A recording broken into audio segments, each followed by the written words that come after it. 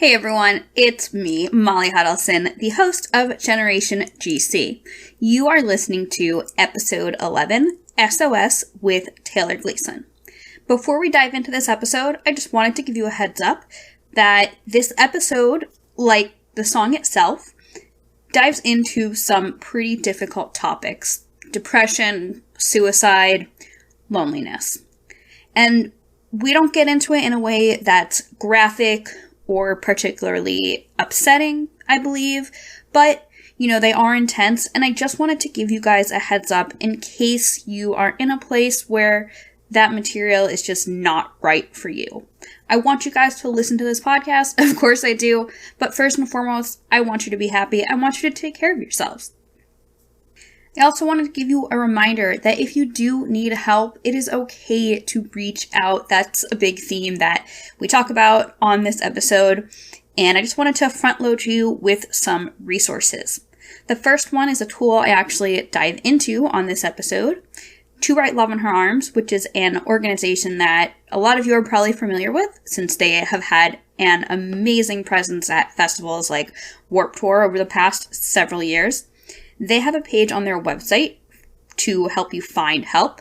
So just go to twloha.org/find-help, and they'll help you find resources in your area specific for whatever it is you need help with, whether that's depression, addiction, an eating disorder, whatever it is that you are needing professional help for. If you're in crisis, please call 1-800-273-TALK. It's the crisis hotline, and they're amazing. You can also text the crisis text line at 741-741. And that's also a great resource if you feel a little more comfortable talking about your problems over text. There's absolutely no shame in that. It's an amazing way to get help if you need it. I also wanted to remind you guys to please visit blacklivesmatters.card.co for information on how you can help in the current Black Lives Matter movement.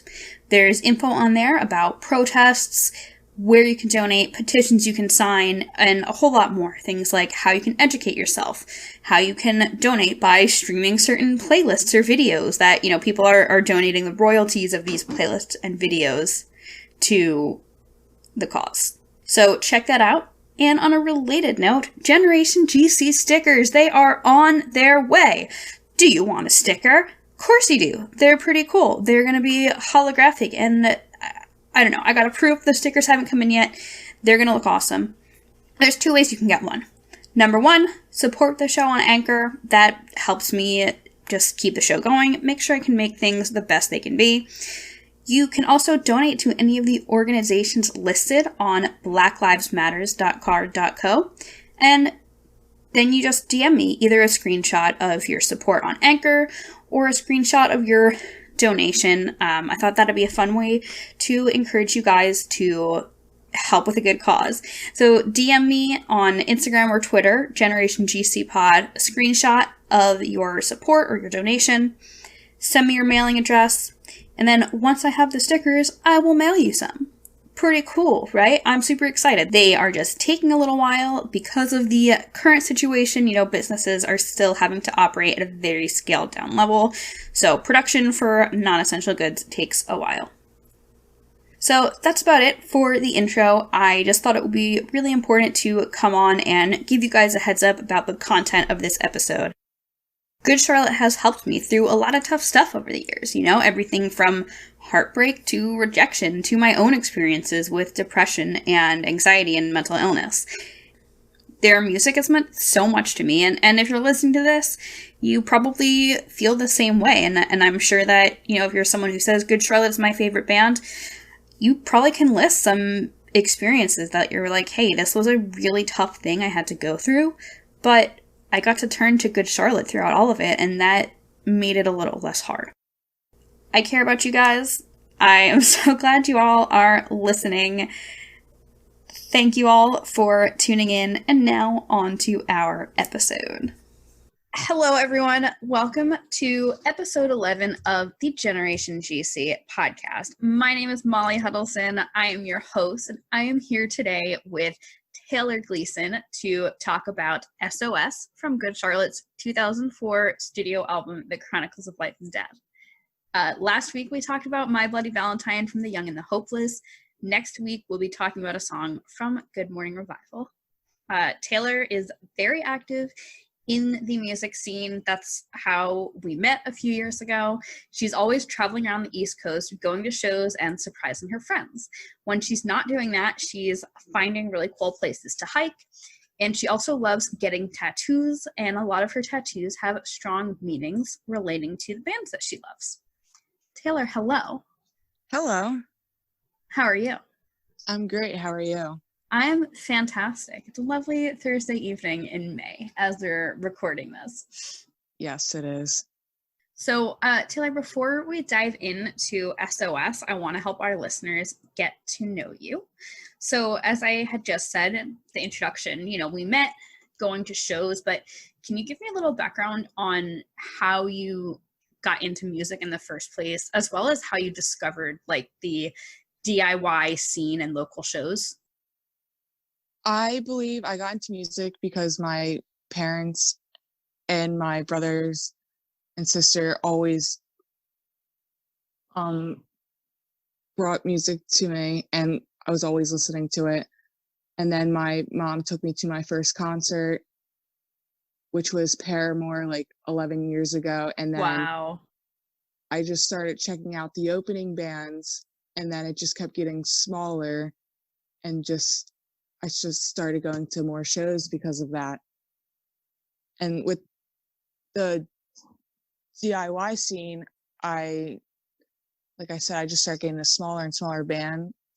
Mm-hmm. And then I started checking out local bands to where I used to live, and then started attending those smaller shows.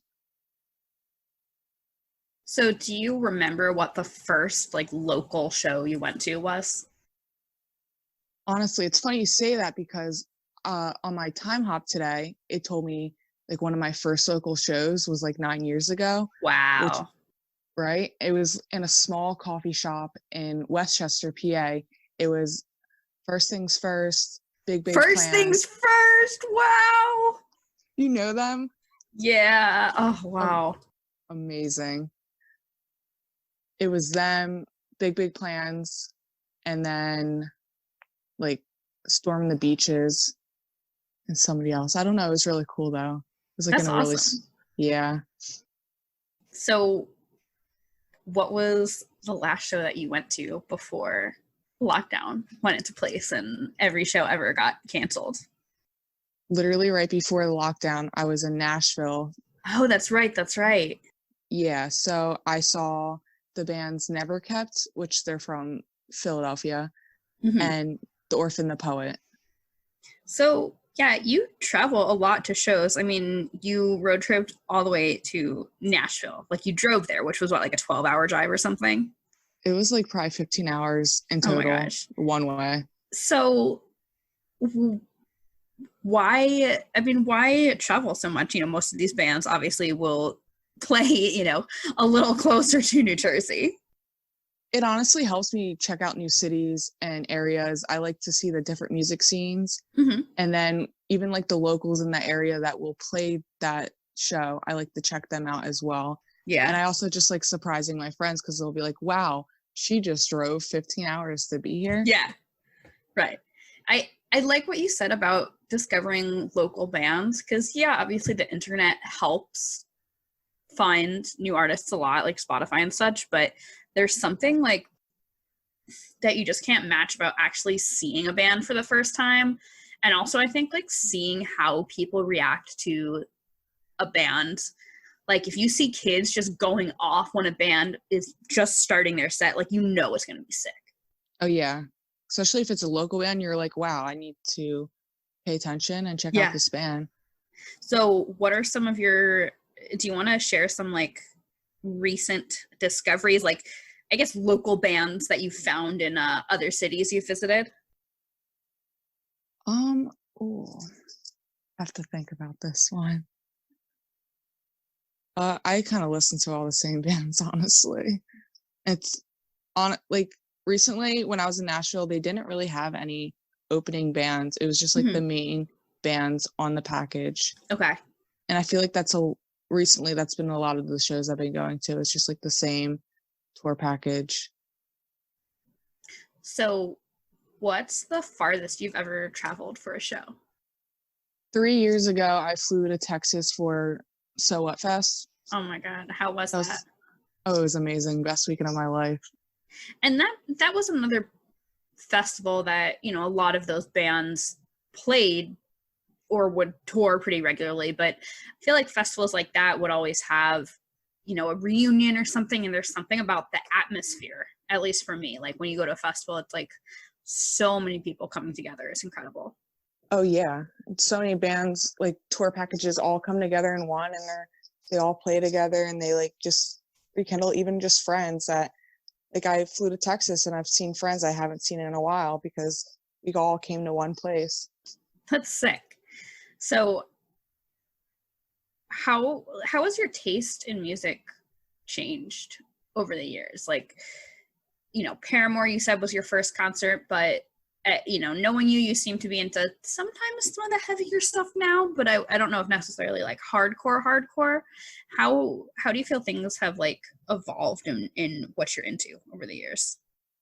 Honestly, the way my music taste has gone was like from Paramore to but it went to like electronic pop, like Breathe Carolina. Oh yeah. And like Owl City and the Ready Set. Oh yeah. But then I went to like Sleeping with Sirens and got a little emo. And Good Charlotte, see? Yeah. And then Pierce the Veil. Then I just started getting to like pop punk, State Champs, a little bit of hardcore. I like some heavy bands, but I'm mostly stuck on like the pop punk. Yeah. So yeah, let's talk about how you got into Good Charlotte. I mean, I have told you about this podcast back in March. I think we were like FaceTiming or something. And I was just like, yeah, you know, I'm just doing this thing. It's going to be cool.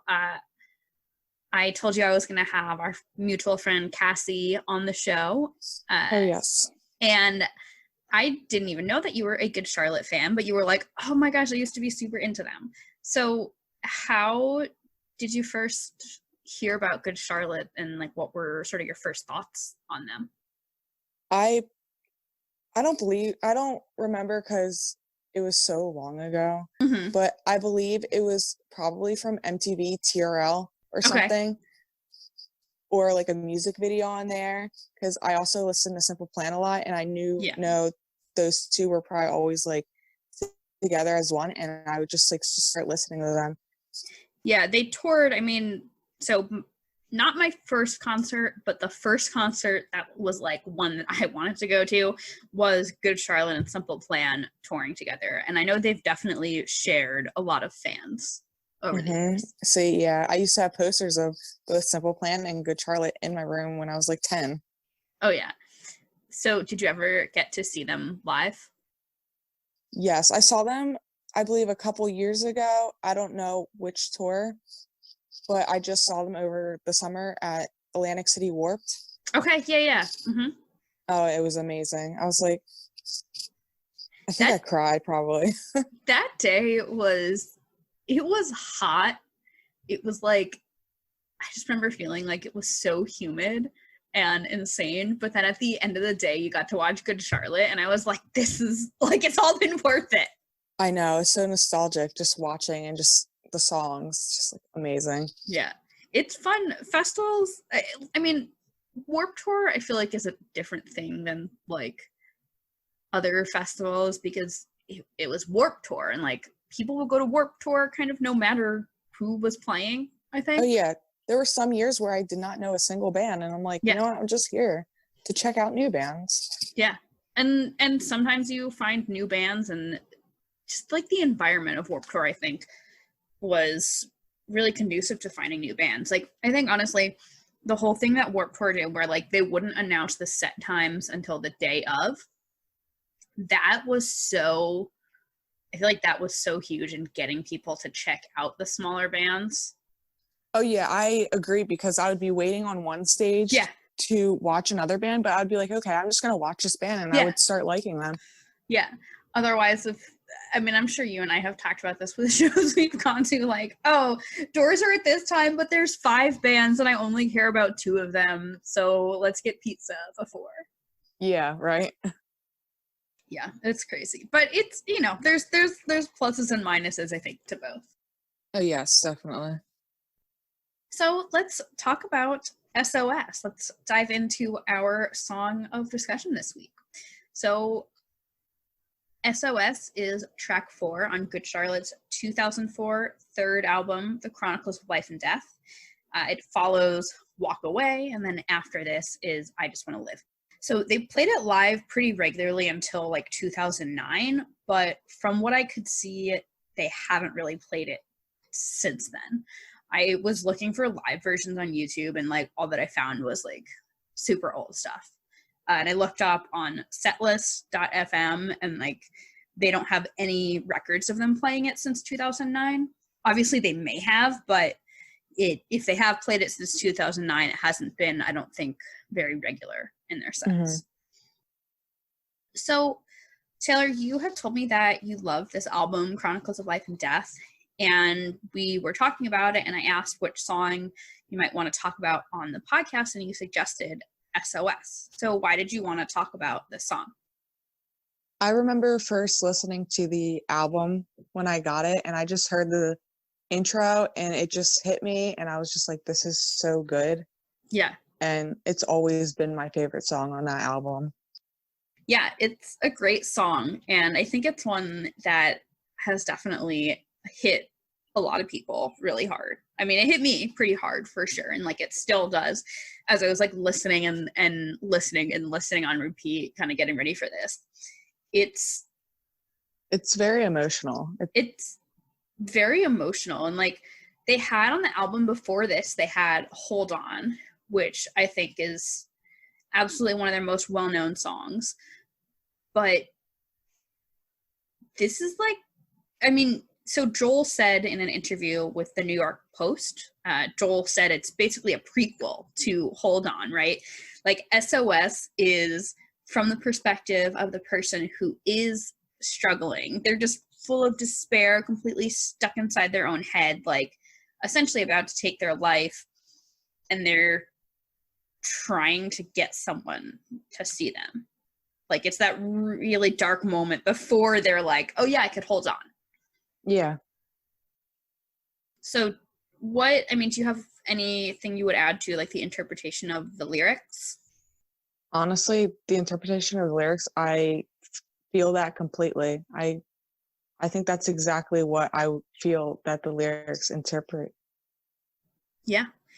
It's definitely a deep song. Joel was saying in this interview with the New York Post that it's about someone who's stuck in their head in their own crisis, and they're sending signals out to everyone that they love and asking for help, and that he himself has personally faced the issue. Joel said, everyone deals with suicide, no matter who you are. As hopeful as I am, there are some times in my life when I get to low points. Luckily, I still have music to get me through things, he says. So I think it's pretty significant that he's opening up about it. And Benji and Joel both would, I think, right? You know, they both over time would open up a lot about, struggles with depression and suicide. But I think something in this song is also just that sense of feeling alone, right? Oh, yeah. Mm-hmm. Like just the line that I wrote down was, I lock myself inside these walls because out there I'm always wrong. It's like you're in this, obviously I've heard this song a million times, but when I was just working on my notes before we hopped on the call, I was like, shit, like who can't relate to that? Like, oh, I'm just struggling and I desperately just want someone to see me. Mm-hmm. I feel like that's been my struggle the last couple years. It's just like, yeah. That's why the song recently has just been like hitting hard. Well, and it's like a weird spot where you're like, you don't want to let anyone see your vulnerability, but also you like really desperately want someone to help. Yeah. And it's like, how do you communicate that? Yeah, it's so hard. I never know how to communicate with that kind of stuff because I don't like to open up, you know? Yeah. No, I think a lot of people struggle with opening up. I mean, I feel like there's been a lot of progress made on mental health. I mean, I pulled some, blog posts from To Write Love on Her Arms, and I think organizations like that have made like a really big role in making people feel like it's okay to ask for help Mm-hmm. and it's okay to open up, but I think it's not always easy to do. No, it really isn't because some people don't like to, like, I don't usually look into organizations like that because I don't know. I have a hard time going, like, contacting people. I don't know. Yeah, I think it's hard, and I think like for me, I know that I have definitely often feared like, oh, like what are people going to think of me? I found an article from Psychology Today because I was like, I wanted to see what would like an actual article say about like why it's hard to ask for help. Mm-hmm. And this article from Psychology Today basically said that a lot of it can come sometimes from, they use the term family of origin, which is, your parents, the family you were raised in, but also it can come from peers and teachers, just what you saw growing up.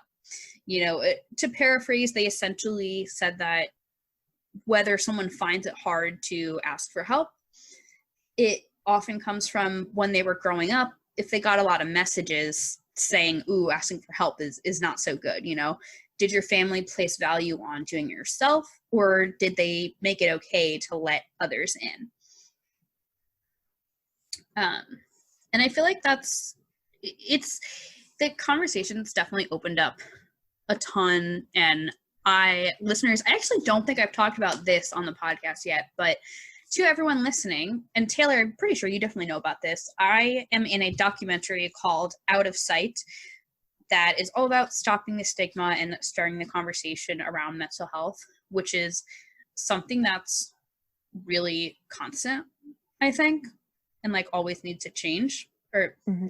I agree. But something that I noted as I was thinking about this song in specific was that this song came out in 2004, which was kind of the height of the emo craze, which at that point in time, a lot of bands, I mean, Taylor, I was 13, so you were pretty young. I was 8. Yeah. So I don't know how like tapped in you were at that point, but like at this point in like 2004, 2005, there was a lot of backlash against bands and the whole emo scene for basically romanticizing depression Mm-hmm. and suicide and self-harm. So it's like I feel like I feel like we've made progress, and there's less of that kind of glamorizing and romanticizing of it now. But I was going to say, I completely agree. It's changed so much in the past decade or two. But do you think that this song romanticizes it in any way, or do you feel that this is like an honest portrayal? I think it's honest. Yeah. Portrayal. Yeah. I mean, I would agree with you too, but I would also note that like in that time in 2004, we didn't necessarily have a good roadmap for like how to talk about mental health or depression. There just wasn't much nuance in like how we talked about it, right? So like, yeah, of course the conversation like wasn't that great. Mm-hmm. But I also want to talk about how significant I think it is to hear bands open up about their personal experiences with depression or suicide or, whatever other things they're going to open up about, such as family issues or bullying, and how you can ask for help. Taylor, like what goes through your mind when you hear when you either like hear a song that relates to something really personal you're dealing with, or you hear the band speak up either in like an interview or they're on stage and they're giving that like, you know, the speech. It just makes me feel like I'm not alone, because you always think you're alone in Yeah. situations like that, and like certain situations. But once they speak up or it comes in a song, you're just like, it makes you feel kind of relieved, because you're just like, Yeah. I'm really not alone. Like, and then you can feel open enough to talk to them about it, Yeah. like after a show or something.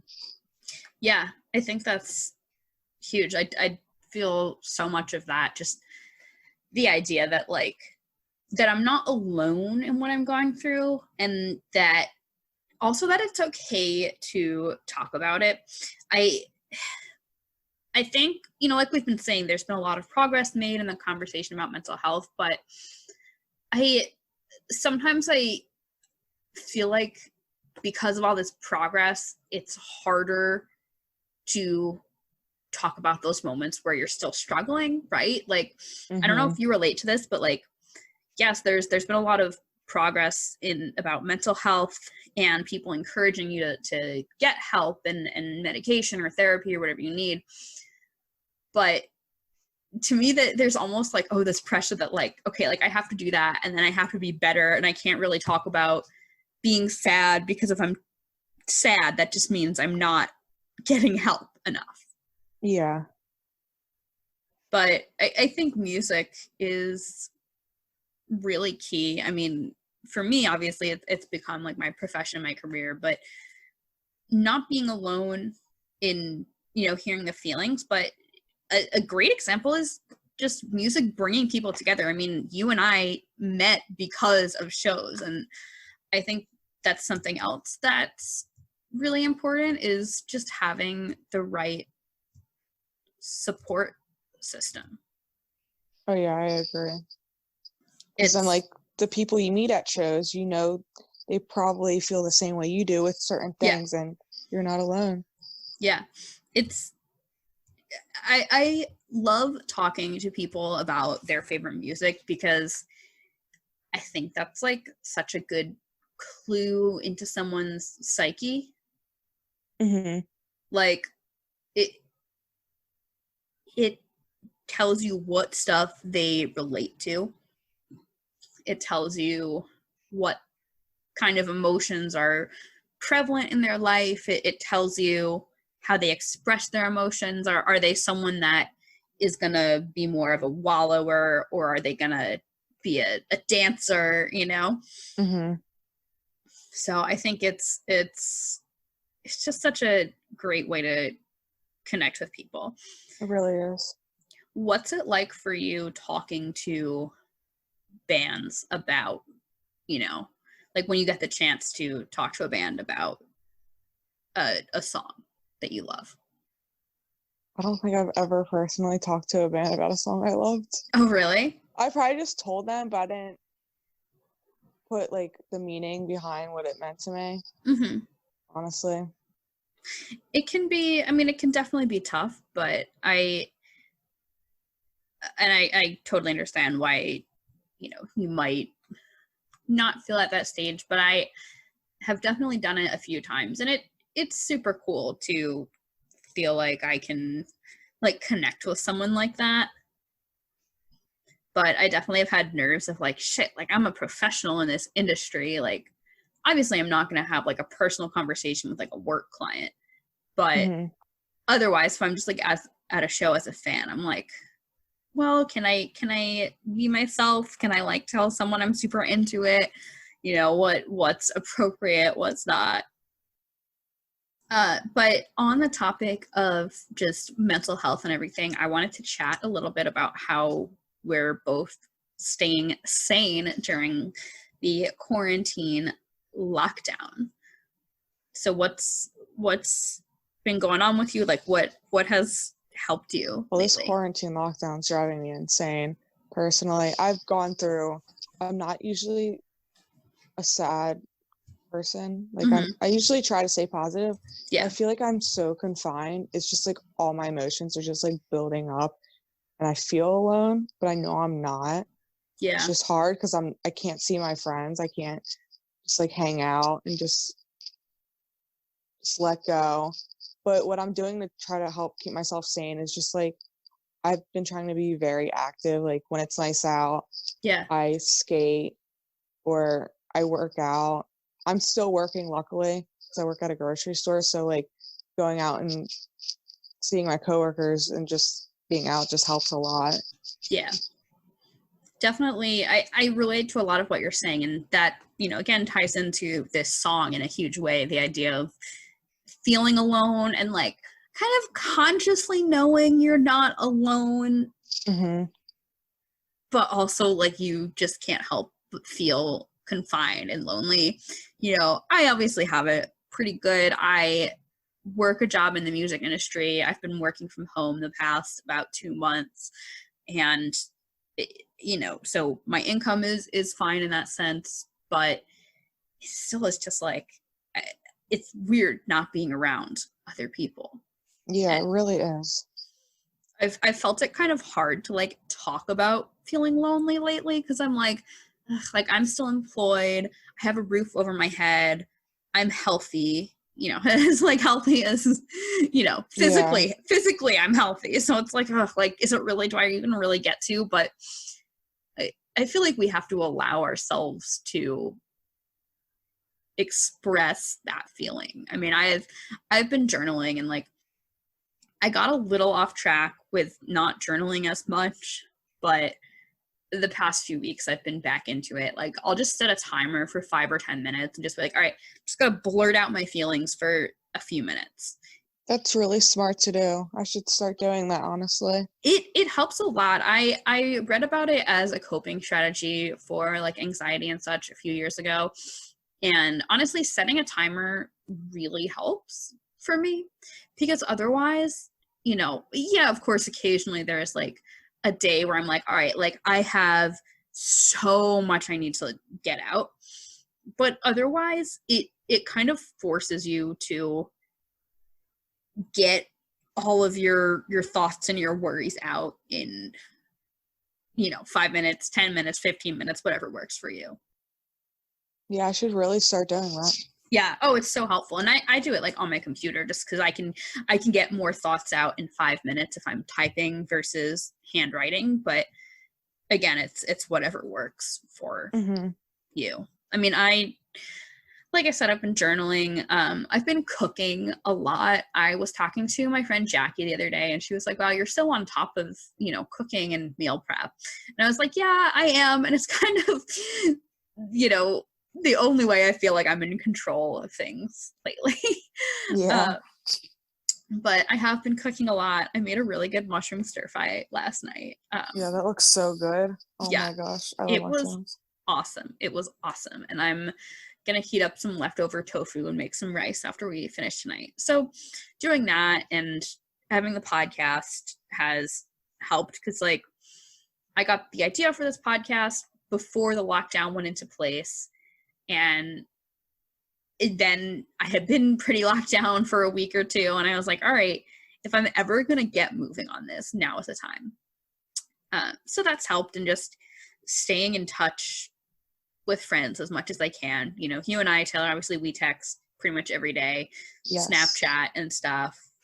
FaceTime is great. I did a Zoom party a few weeks ago where we had like, I think 15 or 20 people throughout the night like came on a giant Zoom video call, and that was really fun. I had to pay for that's awesome. Oh, it was so great. I'll probably do another one, you know, if I'm paying for a Zoom, you know, premium or whatever it is.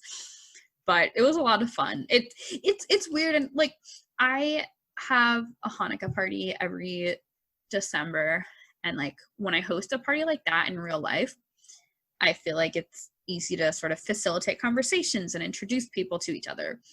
But when it's like one big video call with 15 people, it's like kind of tricky to introduce people just because you can't have like multiple conversations really. But it was a lot of fun, and it's that has helped me a lot, just staying in touch with people, I think. That's good. Yeah. One thing I also wanted to note, just a little note about the song itself. So S.O.S, I think a lot of people know, is a Morse code sequence that is like a distress signal. A lot of people use, so I looked up on Wikipedia because I was like, whatever, I'm just going to super nerd out. S.O.S does not necessarily actually mean save our ships. So that's not the origin of the abbreviation S.O.S. It came into play as a Morse code sequence, which was 3 dots, 3 dashes, 3 dots, which happened to be translated to the letters S.O.S. Obviously, this is Wikipedia, so I don't want to say that is fact, but it sounds pretty clear to me, you know? It makes sense to me. Yeah, it makes sense to me too. Yeah, just that distress signal, you know, here, okay, what's something we can do that's like really significant and distinctive? Oh, okay, let's, you know, we'll send an alert like this. I was thinking of, as I was writing that note, have you watched The Office? I have not. Okay, so there's one episode, and this doesn't really spoil anything, but there's one episode where Dwight looks at Jim and Pam, and Jim and Pam haven't been talking to each other, but he can see Jim kind of making some fists and some, you know, flat palms on his desk. And Dwight goes, "Are you guys talking to each other in Morse code?" And Jim is like, "No, of course not." And then you get a talking head where Jim is like, "Yep, me and Pam learned Morse code so we could talk to each other without anyone hearing." And I thought that was really funny. Yeah, that's funny. But now, of course, I think we would just text, or you would use Facebook Messenger or GChat or whatever IM you have for work. Yeah. We use GChat for work because our emails are Gmail based. But something I did want to add, just as a PSA, as we talk about, you know, the idea of sending a distress signal, as well as just the idea of wanting to reach out to your friends when you are struggling. Obviously, this is a PSA, and I know everyone listening has probably heard this 1,000 times before, but if you see someone who is struggling, check in with them. Or even if you don't see that someone's struggling, but if they've just been quiet, if it's a friend maybe you haven't heard from in a while, if things seem off, or if not, if you just want to see how your friends are doing, you know, check in with friends. There's a lot of resources you can find if you or someone you know is struggling. To Write Love on Her Arms has an amazing tool where you go on their website, you click find help, and you put in your zip code and what kind of resources you're looking for, and they will connect you with resources in your area, which is so incredible that they have that detailed of a resource. And I just read a blog post on their website where they talked about how something like it was a really significant number of the people who went on that tool then directly went and actually sought out the use of those resources. So please check in on your loved ones, especially right now. Oh yeah, I'm always checking in on all of my friends. Yeah, me too. And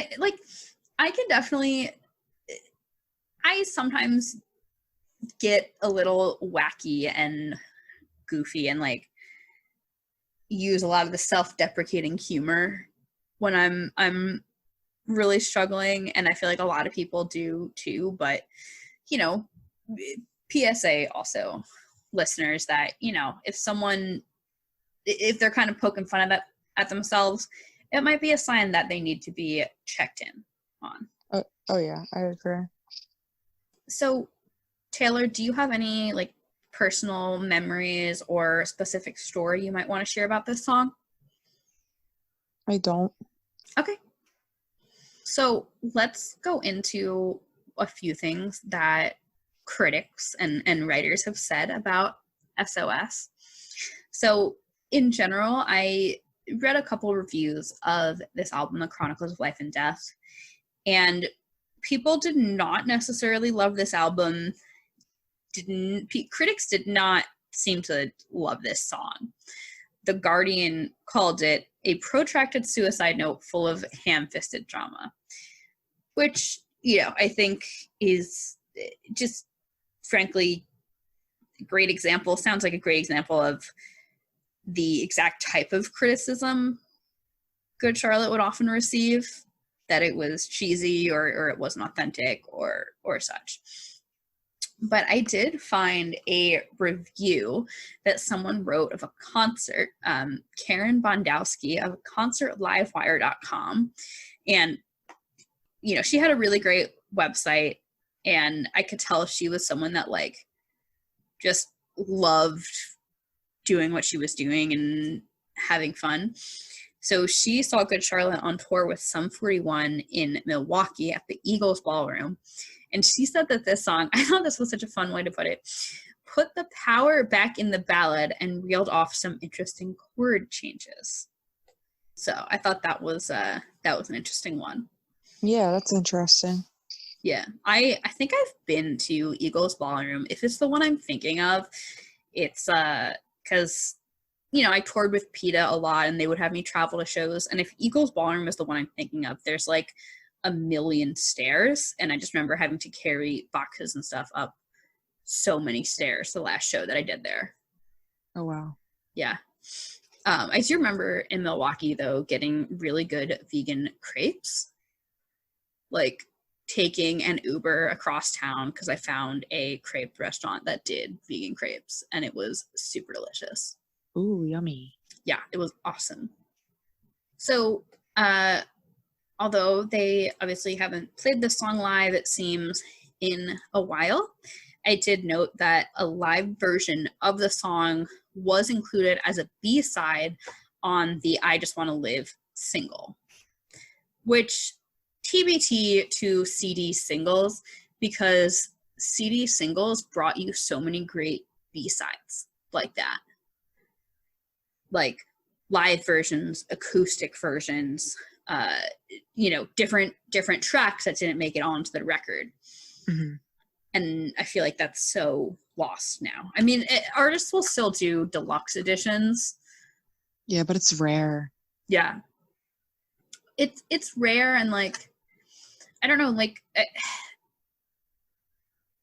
when I know when Good Charlotte put out Cardiology in 2016, not Cardiology in 2016, when they put out Youth Authority in 2016, there was a deluxe edition of that, I think through Target, that you could get like the same day, right?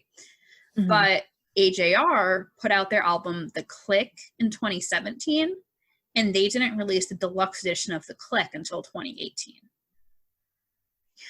So, and they're both independent artists who had previously, up until that point, been on major record labels. But I feel like more and more now, when you see deluxe editions, it's like it comes after the actual album releases. Have you noticed that?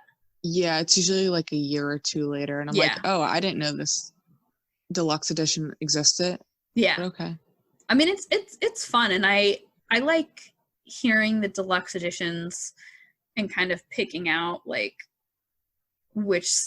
hearing the deluxe edition tracks and being like, oh, like sometimes you're like, oh, I get why they didn't put this on the album, but sometimes I'm like, shit, this would have made such a great fit for the album. Like, yeah, I will probably talk about this a lot, but they're on this show, obviously, but there's a track that was a Good Morning Revival B-side. I think it ended up being a B-side on, I want to say Keep Your Hands Off My Girl, but the track Face the Strange, that's like one of my favorite Good Charlotte songs.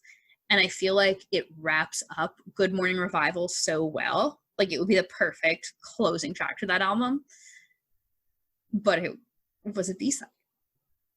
Didn't get included on the actual album. I was pretty sad about that.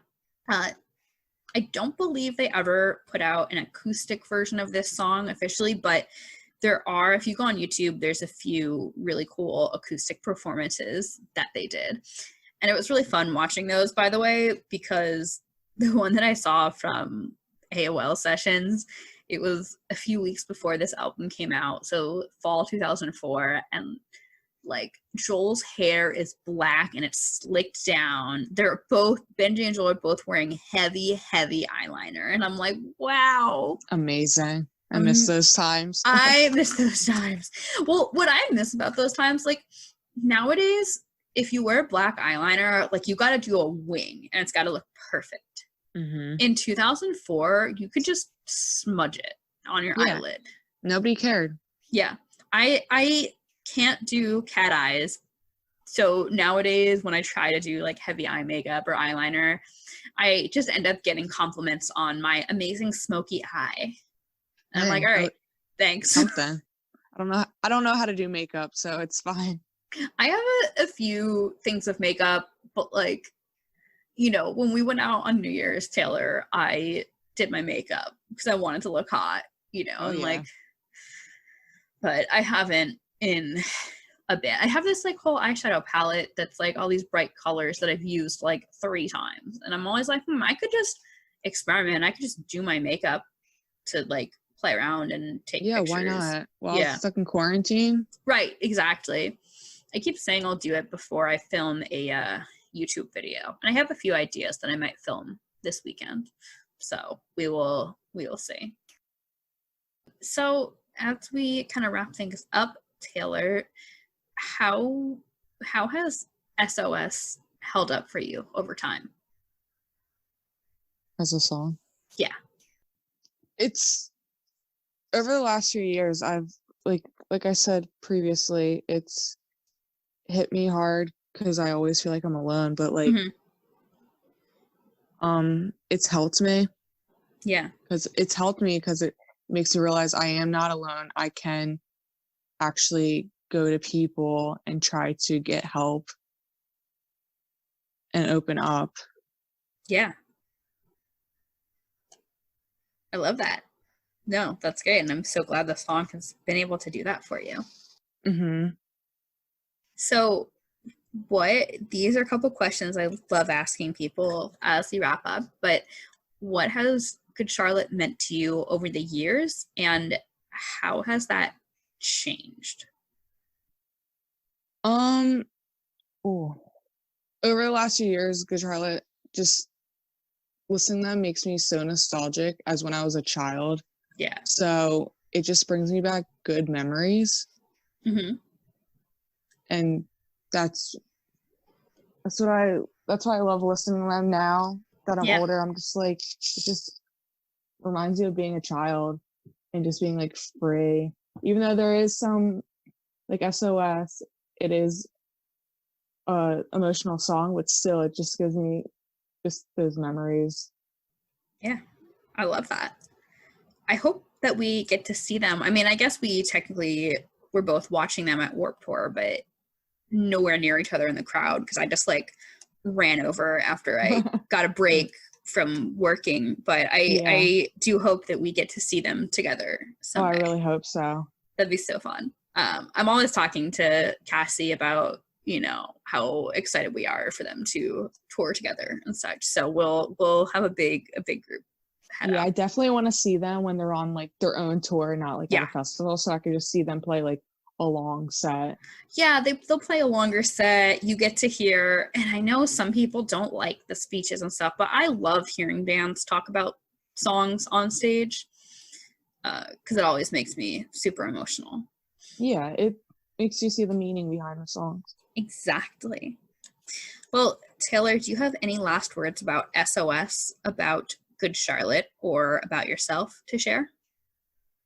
I don't. Awesome. Well, thank you so much for coming on the show. Taylor, where can people find you on the internet or follow you?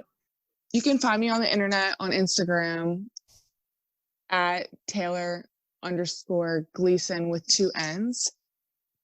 And I mostly use Instagram, so that's the best way to be reached at. Perfect. Taylor, thank you so much. That was such a great conversation, and I had so much fun talking to you about Good Charlotte. Of course. Thanks for having me. Oh my gosh, this was awesome. Listeners, thank you for tuning in to episode 11 of Generation GC. As I said in the intro, last week on episode 10, we talked about My Bloody Valentine from The Young and the Hopeless. Next week for episode 12, we will be talking about a song from Good Morning Revival. Thank you all for tuning in. You can follow the podcast at Generation GC Pod, Pod, on Facebook, Twitter, or Instagram. Make sure you subscribe to the show on Apple, Spotify, or Google Play. And please leave a review. Rate the show, leave a review, hopefully a nice one. And I also wanted to let you guys know that if you wish, you absolutely do not have to, but if you wish, you can choose to support this show on Anchor. Anchor.fm/generationgcpod/support. And I'll make sure that link is in the show notes as well. My socials are at mhudelson, at mhudelson on Twitter or Instagram. Thank you all so much for tuning in.